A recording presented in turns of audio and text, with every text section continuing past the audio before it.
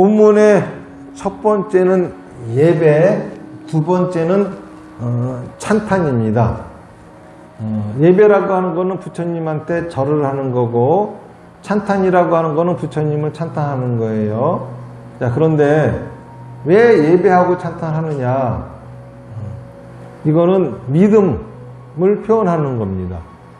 믿음이라고 하는 거는 뭐냐면은 의심을 갖고 있지만은 말과 행동은 따르는 게 믿음이에요. 만약에 의심이 없다, 그럼 납득이죠. 그리고 의심을 해야 되는데 의심이 없어, 이거는 맹신이죠. 진정한 믿음이라고 하는 거는 의심을 가진 채로 그 사람이 하라고 하는 걸 따르는 거, 이게 믿음이에요. 만약에 생각에도 의심이 없어져야 돼 라고 말하는 사람이 있다면 사기치는 겁니다. 거짓말이에요. 그거는 사람을 홀리려고 하는 이상한 짓이죠. 진정한 믿음은 절대 그런 게 아니에요. 맹신을 강요하는 거는 옳지 못한 믿음이에요. 그럼 왜 우리가 의심을 갖게 되느냐 하면은 내 상식, 내 느낌, 내 경험과 다르기 때문에 의심을 갖는 거예요.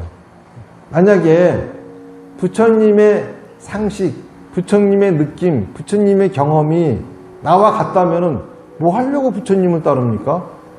그럴 필요 없겠죠? 나와 다르고 나보다 훨씬 우수하기 때문에 따르는 거예요. 이제 제가 이 업장소멸 프로그램이라고 하는 거를 하는데, 그 프로그램에 오신 분 중에 대기업을 다니다가 그 명예퇴직을 당해가지고 같이 명예퇴직 당한 사람들하고 사업을 하다가 망했어요.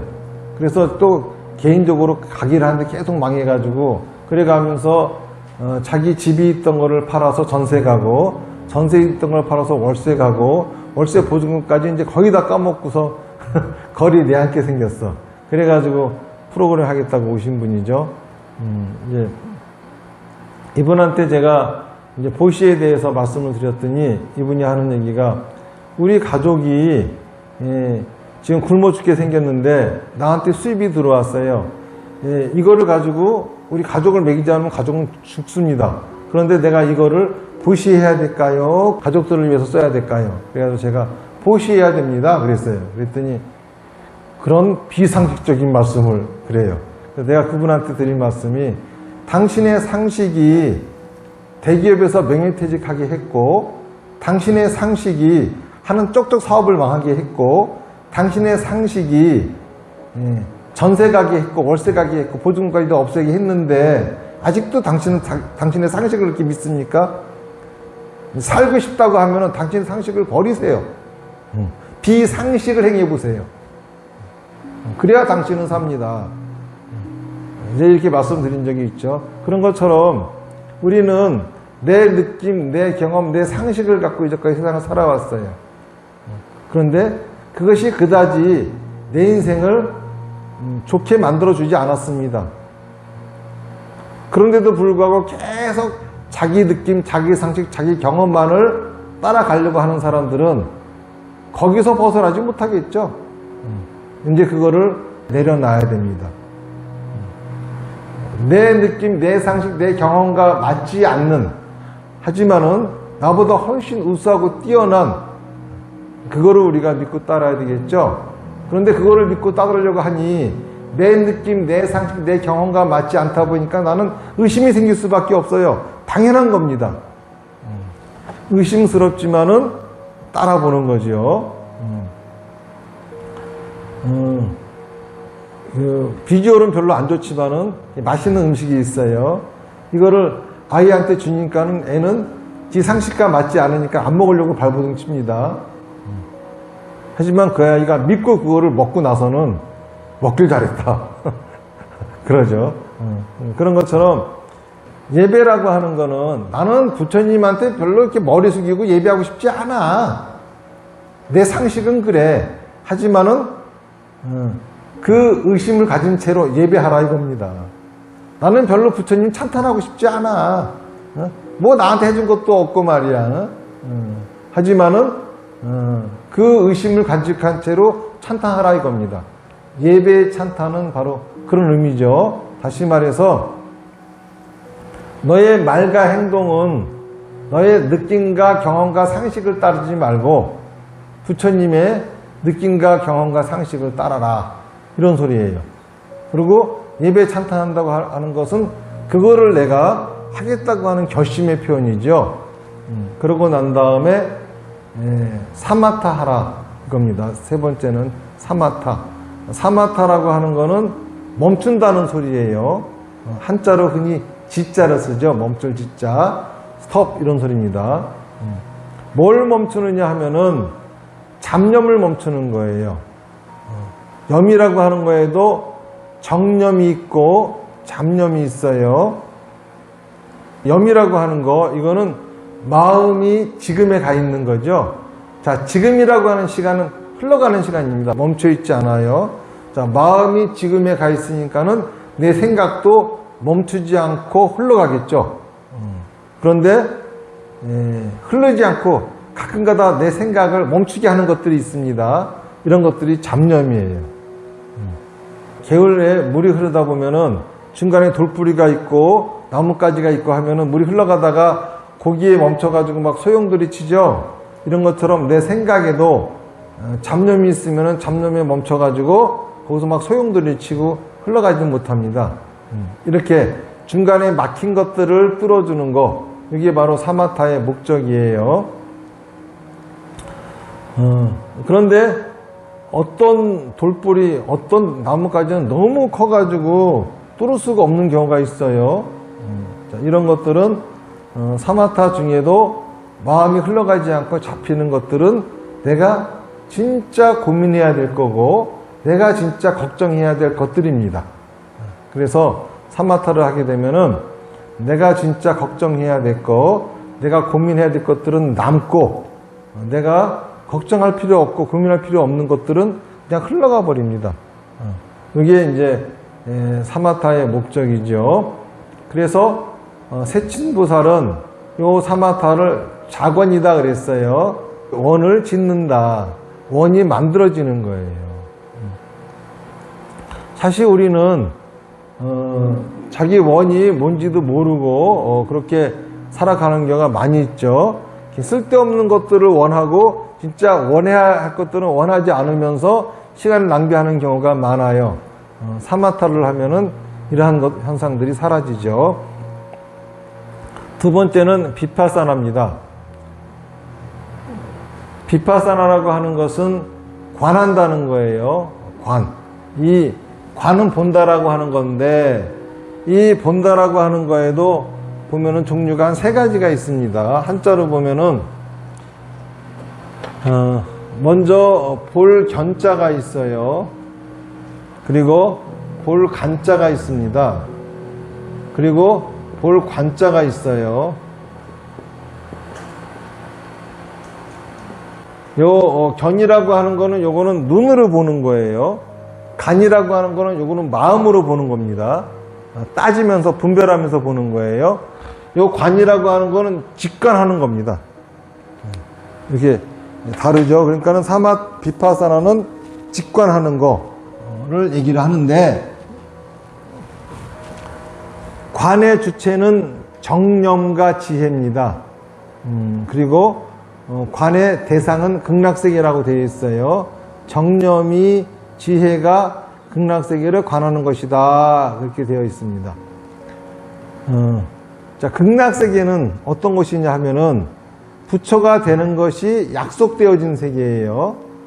자, 부처가 됐다라고 하는 것은 뭐냐면은 열반을 얻은 것을 부처가 되었다고 합니다.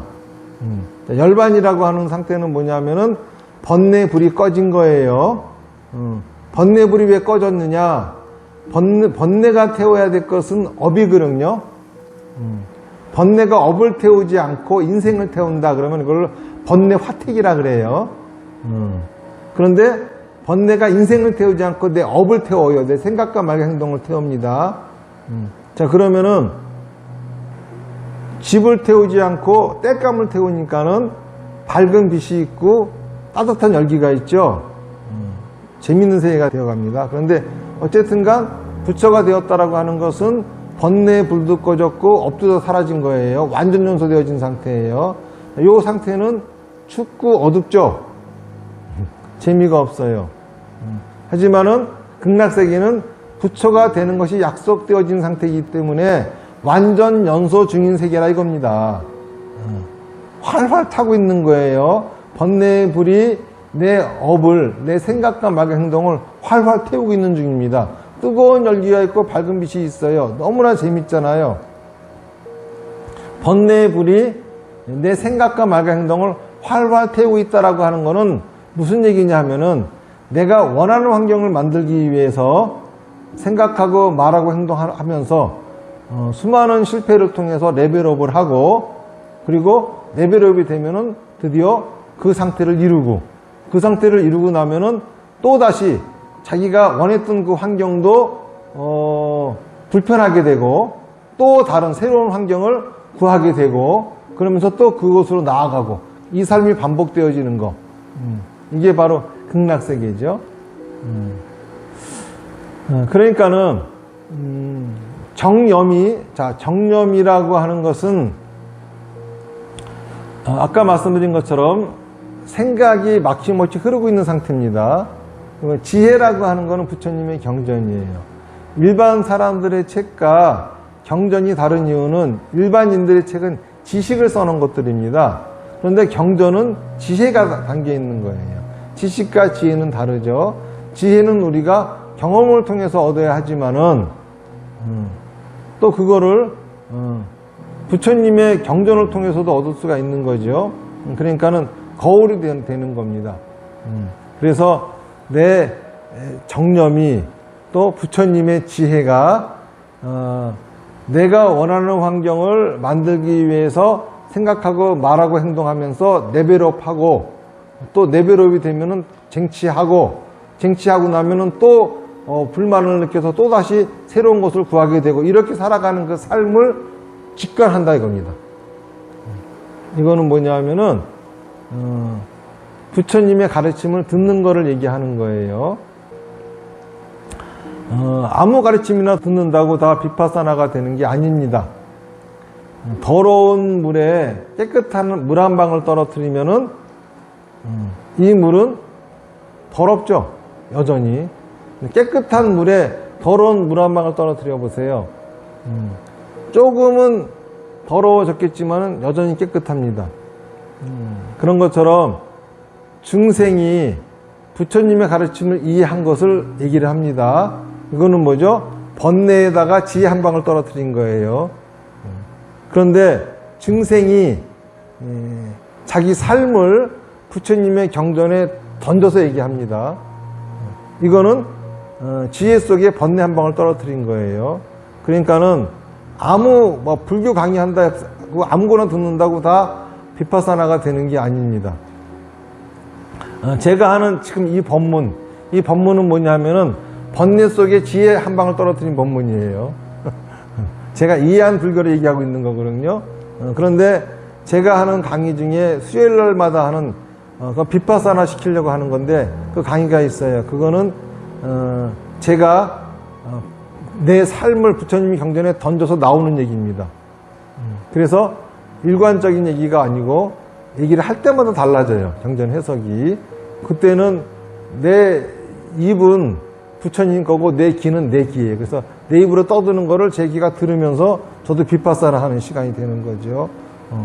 이런 강의를 들어야 비파사나가 되는 겁니다. 그러니까 사마타는 자기 혼자 할 수 있겠지만은 비파사나는 그런 거를 할 수 있는 능력이 있는 스님을 만나지 못하면은 비파사나를 못 하는 거예요. 자, 그 다음에 마지막으로 회항이라고 하는 거는 사마타를 통해서 정념의 상태가 됐어요. 비파사나를 통해서 자기 삶을 관하면서 어떤 생각과 말과 행동을 하면은 내가 원하는 환경이 만들어지겠구나 스스로 알아차렸습니다. 그러면 이거를 실천하려면은 집착이 있으면 안 되겠죠. 그러니까는 모든 걸 내려놓고 부처님한테 다 바쳐라, 회양하라. 너는 할 뿐, 진인사 대천명. 결과는 부처님에게 맡기고 너는 하라. 이게 회양이에요. 이 5가지가 오문입니다.